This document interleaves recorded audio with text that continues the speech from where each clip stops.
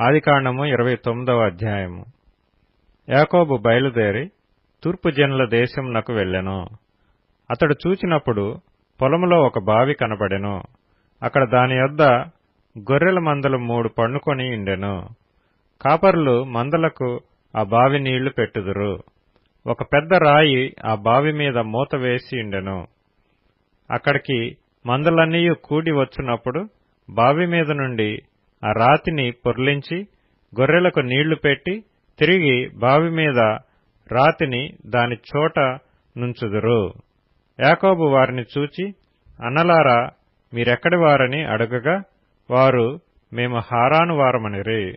అతడు, నాహోరు కుమారుడగు లాబానును మీరెరుగుదురా అని వారిని అడగగా వారు ఎరుగుదుమనిరి. మరియు అతడు క్షేమంగా ఉన్నాడా అని అడుగగా వారు, క్షేమముగానే ఉన్నాడు.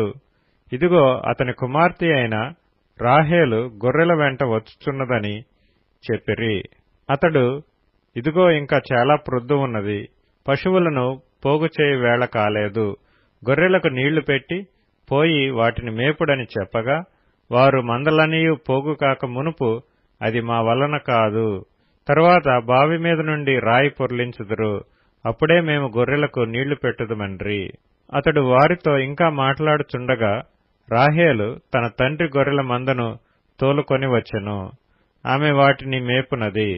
యాకోబు తన తల్లి సహోదరుడైన లాబాను కుమార్తెయగు రాహేలును తన తల్లి సహోదరుడగు లాబాను గొర్రెలను చూచినప్పుడు అతడు దగ్గరకు వెళ్లి బావి మీద నుండి రాతిని పొర్లించి తన తల్లి సహోదరుడగు లాబాను గొర్రెలకు నీళ్లు పెట్టెను.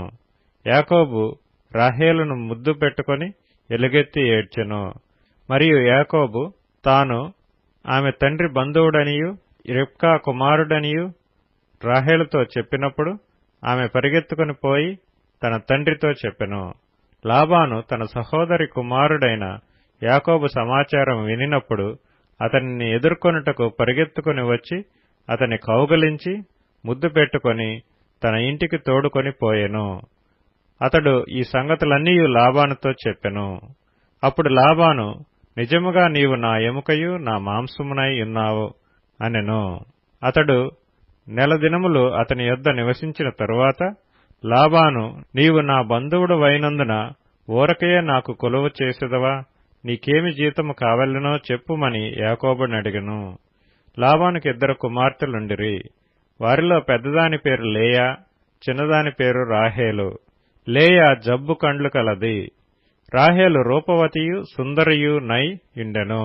యాకోబు రాహేలును ప్రేమించి, నీ చిన్న కుమార్తె అయిన రాహేలు కోసము నీకు 7 సంవత్సరములు కొలువు చేసేదనెను. అందుకు లాబాను, ఆమెను అన్యునికిచ్చుట కంటే నీకిచ్చుట మేలు, నా యొద్ద ఉండుమని చెప్పగా యాకోబు రాహేలు కోసము 7 సంవత్సరములు కొలువు చేసెను. అయినను అతడు ఆమెను ప్రేమించుట వలన అవి అతనికి కొద్ది దినములుగా తోచెను.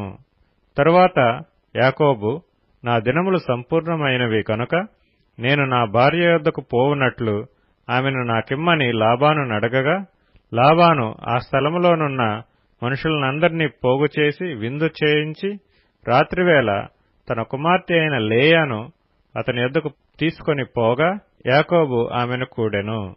మరియు లాబాను తన దాసి అయిన జిల్పాను తన కుమార్తె అయిన లేయాకు దాసిగా ఇచ్చెను. ఉదయమందు ఆమెను లేయా అని ఎరిగి అతడు లాబానుతో, నీవు నాకు చేసిన పని ఏమిటి? రాహేలు కోసమే గదా నీకు కొలువు చేసితిని, ఎందుకు నన్ను మోసపుచ్చితివనెను. అందుకు లాబాను, పెద్దదానికంటే ముందుగా చిన్నదానినిచ్చుట మా దేశ మర్యాద కాదు. ఈమె యొక్క వారము సంపూర్ణము చేయము. నీవిక 7 సంవత్సరములు నాకు కొలువు చేసిన ఎడల అందుకై ఆమెను కూడా నీకిచ్చెదమని చెప్పగా యాకోబు అలాగు చేసి ఆమె వారము సంపూర్తి అయిన తరువాత అతడు తన కుమార్తె అయిన రాహేలును అతనికి భార్యగా ఇచ్చెను. మరియు లాబాను తన దాసియగు బిల్హాను తన కుమార్తె అయిన రాహేలుకు దాసిగా ఇచ్చెను. యాకోబు రాహేలును కూడెను. మరియు అతడు లేయా కంటే రాహేలును బహుగా ప్రేమించి అతనికి మరి 7 ఏండ్లు కొలువు చేసెను. లేయా ద్వేషింపబడుట యెహోవా చూచి ఆమె గర్భము తెరిచెను. రాహేలు గొడ్రాలై ఉండెను.